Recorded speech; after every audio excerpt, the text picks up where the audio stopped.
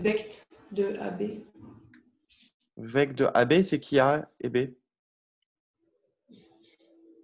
Tu vois, ici, dans le cours, Chloé, F, on l'a fait dans le cas où c'est un espace de dimension finie. Ouais. IE, F, il est égal à vect d'une famille. E1, Ouais. EP.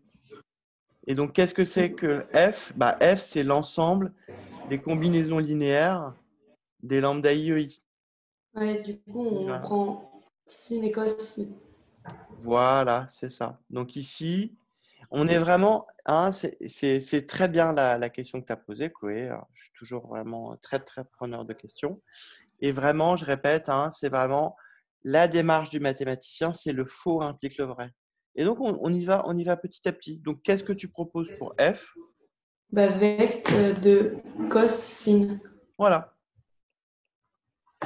Et en fait, juste avec cette idée, eh ben, tu vas pouvoir commencer petit à petit à dire, ah, donc mon espace vectoriel, c'est ça, donc mon produit scalaire, c'est ça, etc., etc. Allez, je vous laisse continuer. Yes. Là, tu vois, là, maintenant, à partir de ça, ça donne vraiment une grosse indication. Ouais. Et du coup, je peux poser un peu le produit scalaire qui m'arrange. Tout à fait, ouais. Et il faut que tu précises sur quel espace tu te places, puis tu poses le produit scalaire qui t'arrange. Généralement, c'est assez évident que c'est un produit scalaire. Tu n'as pas besoin de le vérifier. Ouais. Merci. Voilà. Merci très bien, Chloé, d'avoir pris la parole.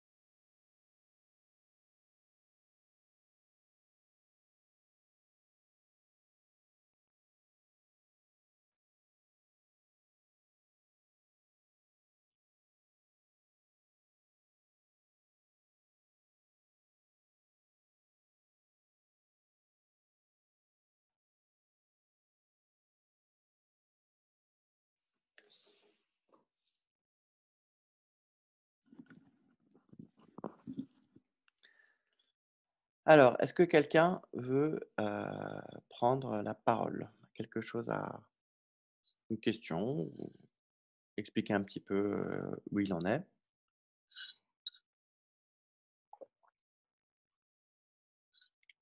Alors, Douce et ton groupe? C'est Tanguy. Ouais, je t'écoute, Tanguy. Donc, avec l'indication qu'on a là, que F, c'est vect de cosine, j'ai essayé de faire apparaître une norme pour Ouais. utiliser ensuite ce qu'on a au-dessus. Mmh. Et donc, le produit scalaire ici, ça va être Alors, ton espace vectoriel, c'est quoi? Tu pas réfléchi à ça? si c'est l'ensemble des fonctions. C'est trop vague, ça. C'est très vaste, l'ensemble des fonctions, Tanguy. On n'a pas de produit scalaire sur l'ensemble des fonctions. Ah, les fonctions, c'est infini. Bah oui, pourquoi pas. Mais ici, pas besoin de se compliquer trop. On peut mettre les fonctions continues. Ok. Et définies sur quel intervalle? De 0 dans pi, de 0 pi. Voilà, de 0 pi dans R. Tu vois, parce que si tu prends les fonctions de R dans R, ce que tu vas me définir, ça ne serait pas un produit scalaire. Parce que ça ne va pas prendre en compte ce qui se passe en dehors. Donc la fonction, si elle est de norme nulle, elle n'est pas forcément nulle parce que tout ce qui est en dehors n'est pas considéré. Donc le produit scalaire, c'est l'intégrale de 0 à pi de f fois g, enfin f de t et g de t dt. Ok, je suis d'accord avec toi. Et donc ici, on a a sinus x plus b cos x moins x au cube au carré. Mhm. Donc c'est le produit scalaire de f par f. Et donc Ouais, c'est la norme de f au carré. tout à fait. Donc, enfin, ce que j'appelle f, je n'ai pas précisé, mais c'est a sin x plus b cos x moins x au cube. Ouais. Donc maintenant, on se ramène à la recherche de la borne inférieure dans l'espace vectoriel f de Mhm. a sin x plus b cos x moins x au cube. Mhm. Et donc, on va chercher à calculer le projeté orthogonal sur vect, enfin sur f de x cube. Voilà, c'est ça ce que je voulais entendre, mais c'est exactement ça. D'accord? Donc, on a, si tu veux, l'inf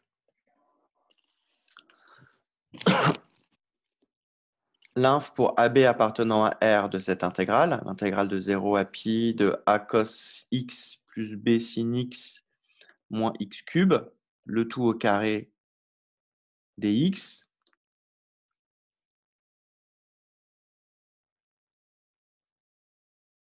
C'est donc égal à l'inf pour petit f appartenant à grand F,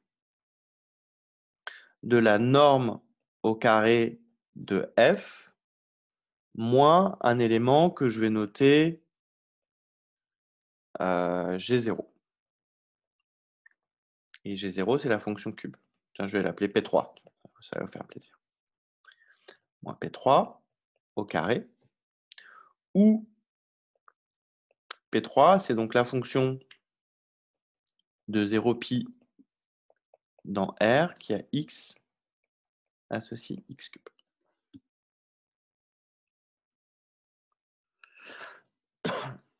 Et ça, on sait, c'est égal à la distance entre P3, alors, entre la projection sur grand F de P3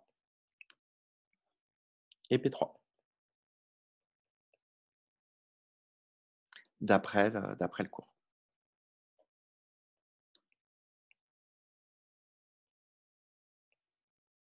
Donc ça, c'est hyper important comme raisonnement. Alors, je vais le refaire. Donc, nous, notre but, c'est de trouver l'inf de cette intégrale. Quand est-ce que cette intégrale est minimale? Et en fait, on se ramène à un problème de distance minimale dans un espace euclidien à un espace vectoriel. Ici, on a l'inf pour A et B appartenant à R2. Donc, on va en fait l'inf d'un espace vectoriel de dimension 2. On se place sur l'ensemble des fonctions continues de 0π dans R. Et en fait, on est en train de regarder la distance entre la fonction x cube et une fonction quelconque, qui est combinaison linéaire de cos et sin. Et donc, on sait, dans cette situation, que la plus petite distance entre ces deux fonctions, elle est atteinte lorsqu'elle est atteinte sur le projeté orthogonal. Voilà. Alors, une petite remarque. Ici, on n'a même pas besoin de considérer des espaces de dimension infinie. On aurait très bien pu, si on voulait, se restreindre à l'espace vectoriel de dimension 3 engendré par sin, cos et la fonction cube. D'accord? Bon, ici, on n'a pas besoin de le faire. Léandre, je t'écoute. Non, excusez-moi, j'ai rien dit. Excusez-moi. Alors, qu'est-ce que tu voulais dire, Léandre? Ça peut m'intéresser. Même si c'est une bêtise, ose le dire. Je ne sais pas pourquoi est-ce qu'on avait du carré, mais en fait, c'est très clair. D'accord. Le carré, c'est voilà, c'est tout le temps là. Hein, le carré, c'est le signe des normes euclidiennes. Puisque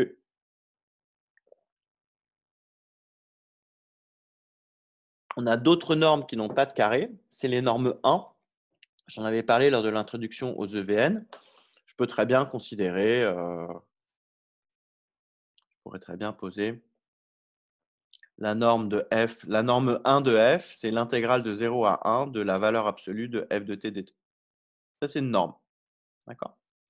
Le problème de cette norme, c'est qu'elle n'est pas euclidienne. Et comme cette norme n'est pas euclidienne, je n'ai pas du tout la théorie des projetés orthogonaux, etc.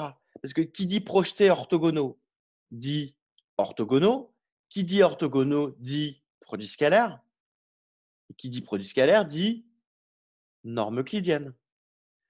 Et toute cette théorie des projetés orthogonaux qui minimisent la distance, etc., elle ne marche que pour les produits scalaires, que pour les normes euclidiennes. Et les normes euclidiennes, voilà, la marque des normes euclidiennes, c'est le carré, d'accord? Puisque la norme de x, c'est la racine carrée de x scalaire x. Et x scalaire x, ça va faire apparaître des carrés. C'est un peu comme x au carré, quoi. Donc, je reprends, on veut calculer cette inf. En fait, là, on se dit, inf, comme ça, avec un paramètre réel, c'est vraisemblablement le but du jeu, c'est un peu chercher Charlie. Il faut trouver quel est l'espace sur lequel on projette, quel est le produit scalaire et quel est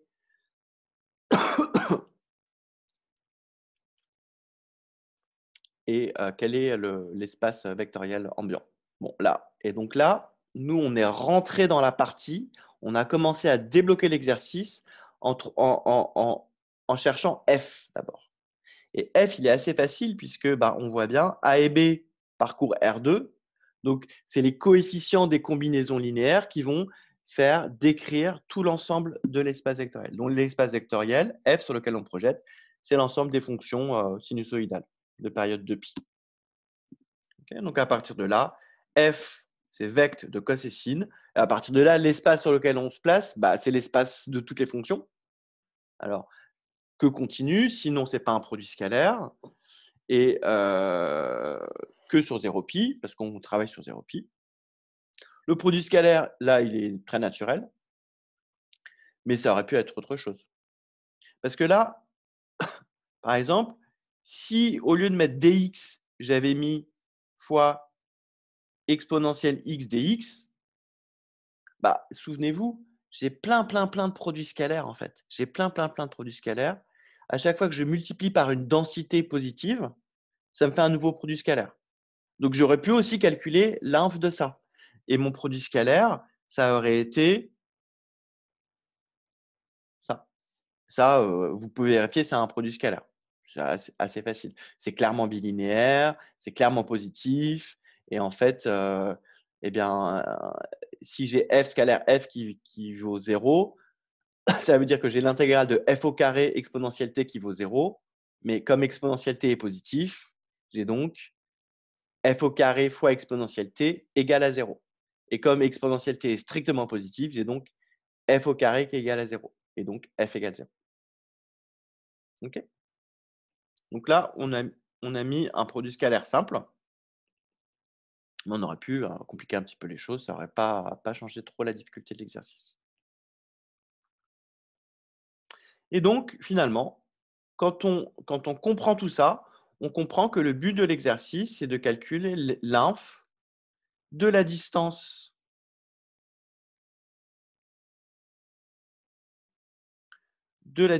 au carré.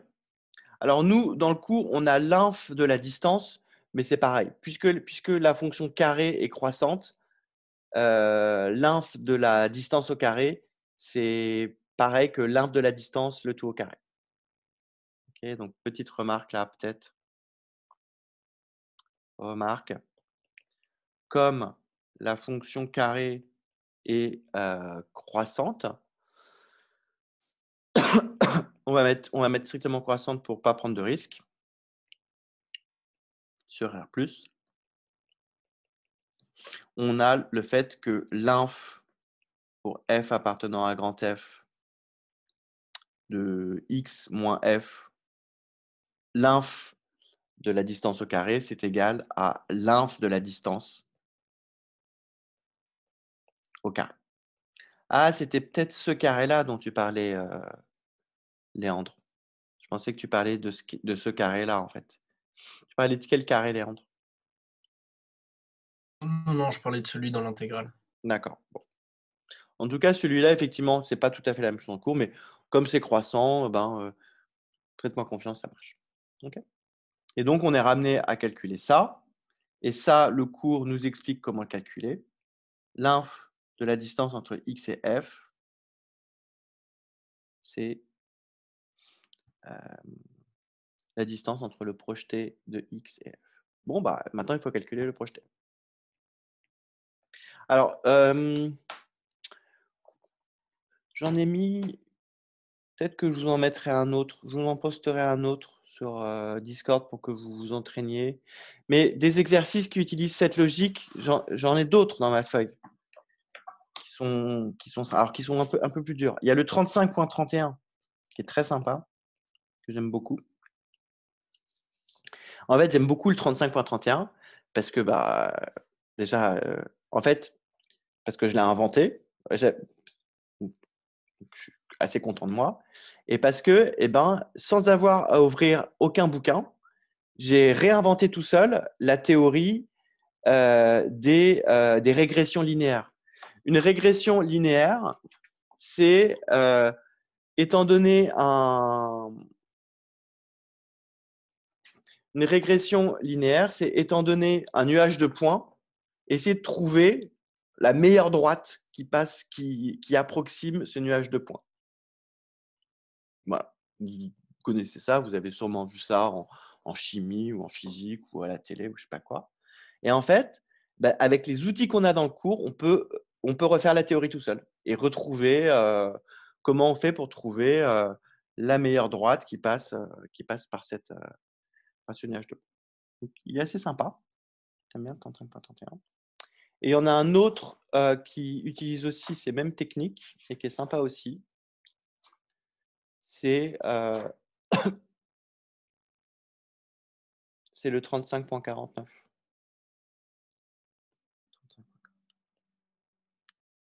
Je faudrait que je vous en mette d'autres. C'est un raisonnement qui est un peu subtil. Il faut maîtriser ce genre d'exercice. En fait, en tant que prof, on est super content quand on voit quelqu'un qui fait ce genre d'exercice parce que c'est pas très, très compliqué. Ça nécessite juste d'assembler plusieurs bouts du cours ensemble et voilà. Et en fait, si vous savez faire ça, vous aurez une avance extraordinaire sur les autres candidats. Donc, bétonnez à fond ça. Et si par chance, vous tombez là-dessus à l'oral, vous allez avoir un grosse avance sur les autres candidats. Par expérience, c'est des exercices qui ne sont pas très bien réussis. Allez, je vous laisse continuer cet exercice. Vous allez me calculer le projeté de P3 sur machin et tout. Et puis, ceux qui ont terminé, vous avez le 35.31 ou le 35.49. Et puis, toujours les questions. Hein. Tanguy, n'hésite pas si tu as une question. Qui a terminé les calculs? L'un de cette intégrale. Daniel, très bien. Douce, Léandre, Tanguy. Bon, vous avez d'autres exercices à faire ensuite.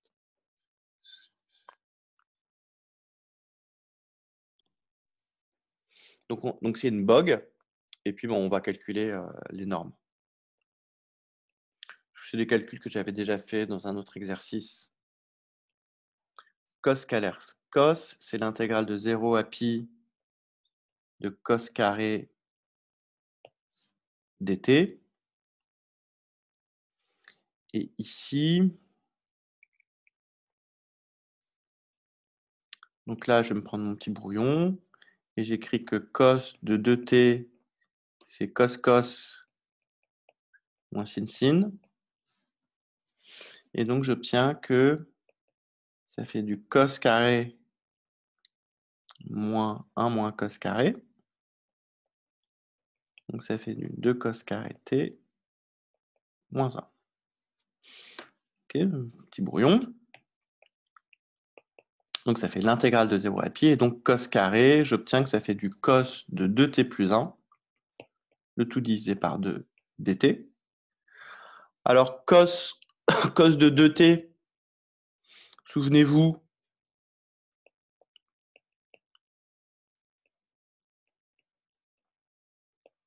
c'est une fonction de période pi et d'intégrale nulle.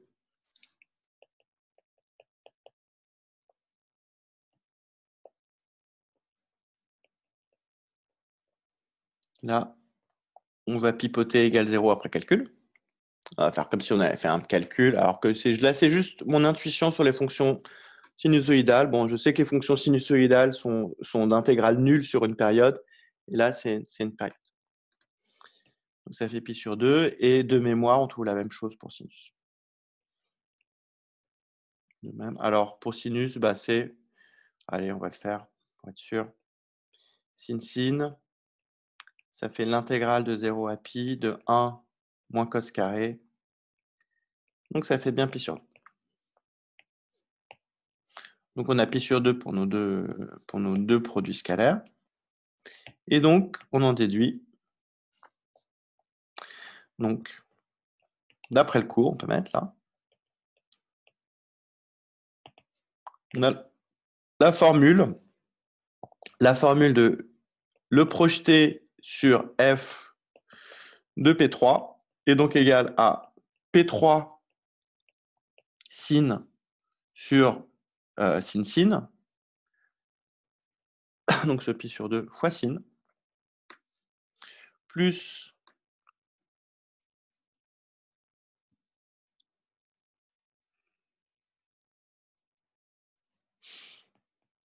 P3 scalaire cos sur cos fois cos. Alors, du coup, on doit calculer P3 scalaire sin et P3 scalaire cos. Alors là, comme j'ai du sin et du cos, réflexe, je passe en exponentielle complexe.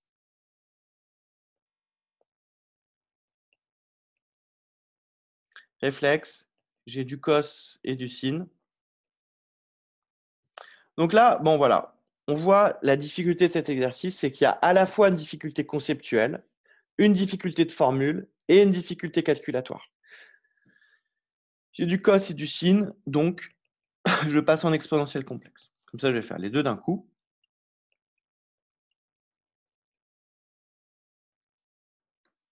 Et donc, on calcule l'intégrale entre 0 et pi de t cube fois exponentielle it dt. Alors ça, je sais comment me sortir. Ça va être des intégrations par parties successives. Bon, bah, ça va être laborieux, mais allons-y. Alors, on commence par… alors, on va toujours intégrer exponentialité et on va faire descendre le degré de t cube. Alors, donc j'intègre t cube. La primitive de exponentielle it, c'est exponentielle it sur i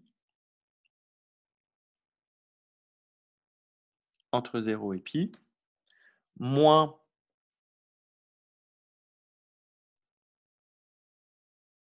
l'intégrale entre 0 et pi. Donc là, je vais dériver mon t cube, ça me fait du 3t carré. Et j'intègre mon exponentialité, ça fait du exponentiel sur i, c'est-à-dire du moins i exponentialité.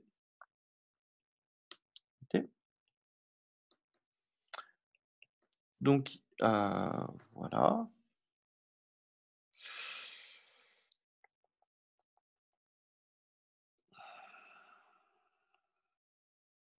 Alors ici,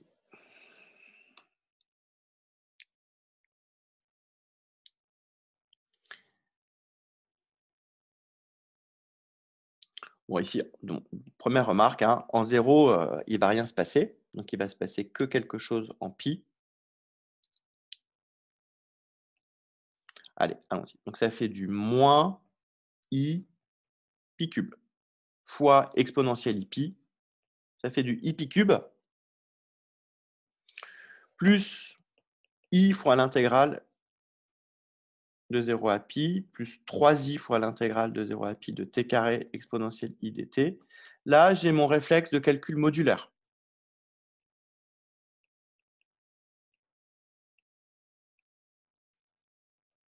Comme en Python.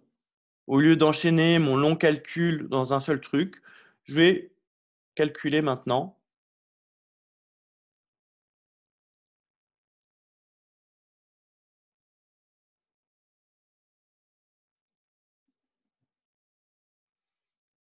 allez, je vais faire le cas général.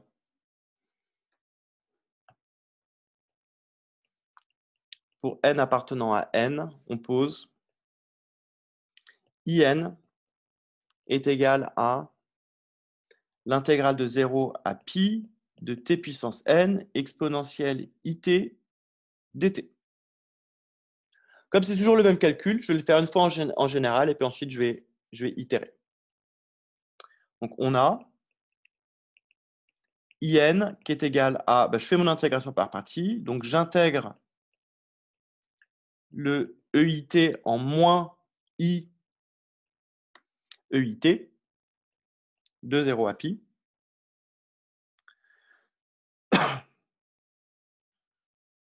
Je vais prendre n appartenant à n étoiles pour ne pas avoir le bug du t puissance 0, puisque t puissance 0, ça m'obligerait à distinguer deux cas. Si n est égal à 0, et du coup, ça ne va pas s'annuler, etc. Donc, j'enlève directement le cas n appartenant n0 et je fais ensuite mon intégration par partie, donc plus à cause du moins qui est ici, l'intégrale entre 0 et pi de n fois t puissance m-1. J'ai du i qui sort et j'ai du exponentiel t dt. Et donc, j'obtiens comme formule que in est égal à moins i fois pi puissance n. En fait, le exponentiel pi, ça me fait du plus i. Et ensuite, plus i fois, j'obtiens n fois in-1. Voilà.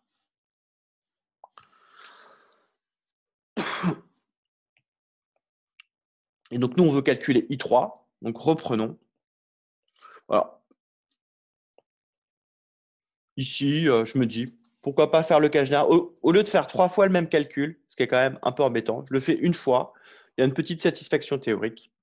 Et donc, j'ai donc i3 qui est égal à i pi cube plus 3i i2. Et donc, c'est égal à i pi cube plus 3i.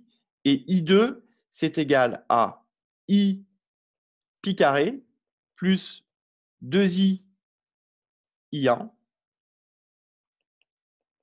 Et là, en faisant ce calcul, là, je suis vraiment satisfait. Je me dis, ah ouais, en fait, je suis super content d'avoir fait ce gros truc général.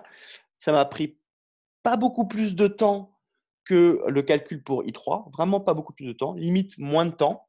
Ça a juste demandé une initiative, dire, ah ouais, tiens, je vais faire le cas général. Donc, l'impression de perdre du temps. Et là, enfin, en revanche, j'ai l'impression de me dire, ah ouais, trop cool, je torche grave.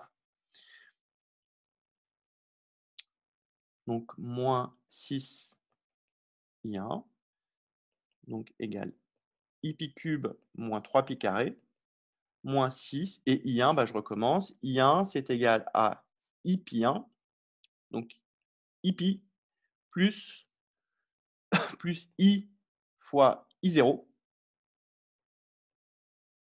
Et donc, c'est égal à I pi cube moins 3 pi carré moins 6 I pi moins 6 I fois I0. Et il ne reste plus qu'à calculer I0.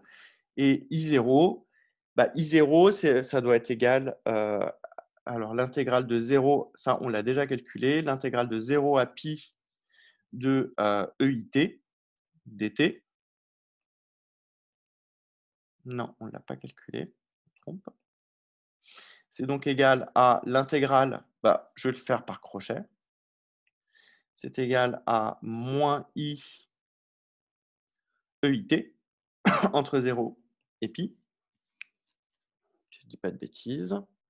Alors, donc je vais factoriser mon I. Et donc EIP, ça fait moins 1. Et EI0, ça fait 1. Donc ça fait 2i. I0, c'est égal à 2i.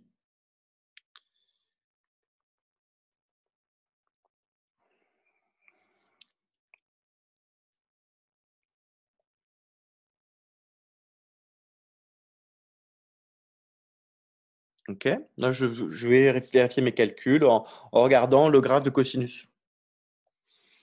La partie réelle de I0, c'est égal à l'intégrale entre 0 et pi de cos. Donc, du coup, je peux regarder rapidement ce qui se passe.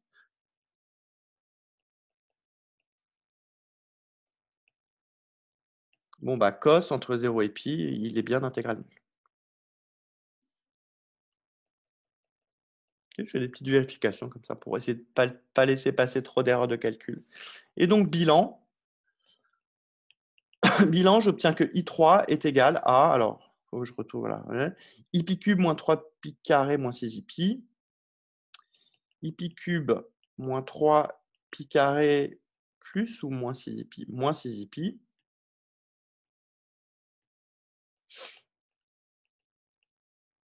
Moins 6 I pi, moins 6 I0. Donc, c'est-à-dire moins 12 I carré. Moins 12 I carré, donc plus 12. Voilà, j'ai trouvé ma formule. Et donc, j'ai trouvé en particulier. Alors, d'où eh bien, sinus projeté contre P3, ça va être égal à la partie imaginaire de I3. Et la partie imaginaire de I3, ben, j'ai juste à la lire, c'est pi cube moins 6pi. Et le projeté de cosinus sur P3, c'est la partie réelle de I3. Bon, ben, j'ai juste à la lire, c'est moins 3 pi carré plus 12. Voilà, et il me reste à calculer. Alors là, j'ai une petite astuce pour en sortir. Là, en vrai, à l'intérieur, je suis un peu désespéré, hein. Je suis là, oh là là, tellement de calculs. C'est triste. Et je sais que ce n'est pas terminé parce que là, j'ai trouvé tout ce qu'il me faut, mais il me reste à calculer. Il reste à calculer encore une intégrale. Il reste à calculer, regardez ce qu'il me reste à calculer. Il me reste à calculer la distance entre P3 de F. Alors, ce n'est pas du tout P3 de F, pardon. Entre le projeté sur F de P3 et P3. Les projetés de F sur P3 et P3. Alors, qui veut m'expliquer comment je vais pouvoir ne pas calculer ça? Ça, c'est encore une intégrale. Alors, vous imaginez, je vais faire ça fois ça, ça va faire en plus, ce qui est horrible dans ce calcul, c'est que bon, j'espère que je ne me trompe pas sur, mon idée, c'est que ça, c'est égal à, bon, un coefficient alpha fois sin plus un coefficient bêta fois cos. Donc, quand je vais faire le scalaire, ça va me faire, 9 termes a priori. Léandre, je t'écoute. On utilise Pythagore? Eh oui, merci Léandre, très bien. Grâce à Pythagore, on économise un calcul. Grâce à Pythagore, on peut aller plus vite. Très bien Léandre, félicitations. Puisque je sais que j'ai la norme, allez, je me dépêche, j'ai la norme de x au carré qui est égale à la norme du projeté de x au carré plus la norme de l'orthogonale, du projeté sur l'orthogonale. Hein, tu vois, pour répondre à ta question, Chloé, ça, x.pf, en fait, si j'avais fait un cours un petit peu plus général, je pourrais m'autoriser à l'écrire pf orthogonale de x. Simplement, moi, j'ai défini pf juste lorsque f est un espace de dimension finie. En tout cas, ils sont orthogonaux, donc Pythagore s'applique. Et donc, j'ai juste à calculer la norme de P3 au carré, mais la norme de P3 au carré, c'est facile. Tu l'avais vu, ça, Léandre?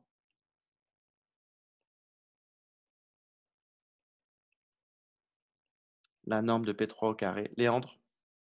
Oui, mais c'est l'intégrale de 0 à pi de x puissance 6, donc c'est pi sur 7. Non. Là, tu pipotes. Tu vas trop vite. Fais gaffe.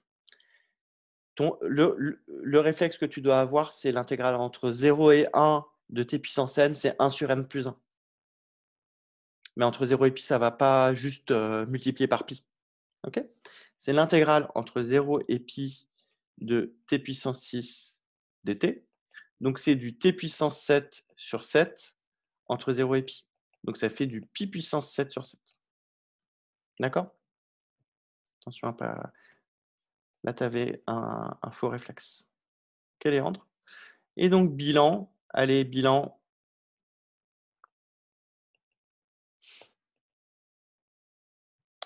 On a donc... Alors, oui, c'est très calculatoire, mais on a calculé un inf d'une intégrale. C'est pas rien. Et puis, ça brasse plein de notions. Des calculs, intégration par partie, vision géométrique, formule, introduction de notation, etc. etc. C'est des très beaux exercices. Alors là, je vais demander à quelqu'un qui a toutes les formules sous les yeux de me faire le bilan. Parce que qui veut le faire? Thibaut? Donc ça, c'est la norme. Ça, c'est la norme, on a dit, de le projeter sur grand F de... Allez, je vais le faire. Le projeter sur grand F de P3 moins P3. Hein, la distance, c'est la distance entre le point et son projeté. Et donc, d'après la très bonne remarque de Léandre, c'est égal à la norme de P3 au carré moins la norme de PF de P3 au carré. Ah, c'était peut-être... Voilà. Alors là, je me dis, zut, il y a une intégrale que je n'avais pas vue. Je n'avais pas vu que j'avais une autre intégrale là. Oui, mais là, j'ai de la chance puisque cos et sin sont orthogonaux, donc je peux encore appliquer Pythagore. Donc c'est égal à P3 au carré moins alpha cos plus bêta sin au carré. C'est donc égal à la norme de P3 au carré. Norme de P3 au carré moins alpha carré fois la norme de cos au carré moins bêta carré fois la norme de sin au carré. Car, allez, je me dépêche, car cos et sin sont orthogonaux, donc je peux appliquer encore Pythagore. Et où, alors, allez, qui me donne l'expression de alpha?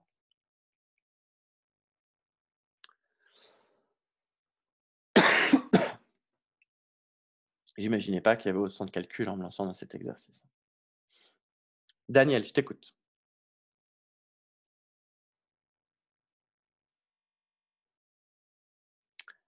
Allez. Mince, pardon, micro. Alors, c'est moins 3 pi carré plus 12 fois 2 sur pi. Moins 3 pi carré plus Plus 12. 12 sur pi, le tout Et fois fois 2. 2. Merci. Et bêta, l'autre, c'est pi cube moins 6 pi pi fois 2 sur cube pi. moins 6 pi Ça se factorise donc fois 2. fois 2, le tout divisé par pi. Ça se simplifie, ça factorise par pi, effectivement. Ça fait 2 facteurs de pi carré moins 6. C'est ça. OK. Et donc, bilan, inf de AB, de 3 petits points, ça va être égal, on a dit, à pi 7 sur 7, moins la première expression, donc 12. Alors, 12, je peux aussi factoriser par 3. Hein, ça, je peux factoriser par 3. Ça me fait du 6 facteur de 4 moins pi carré sur pi. Je ne dis pas de bêtises. Par 3. Donc, ça me fait, du coup, le alpha au carré. Donc, ça me fait du 36 facteur de 4 moins pi au carré, le tout au carré, sur pi carré, fois la norme au carré de cos, et ça, on avait dit que c'était pi sur 2.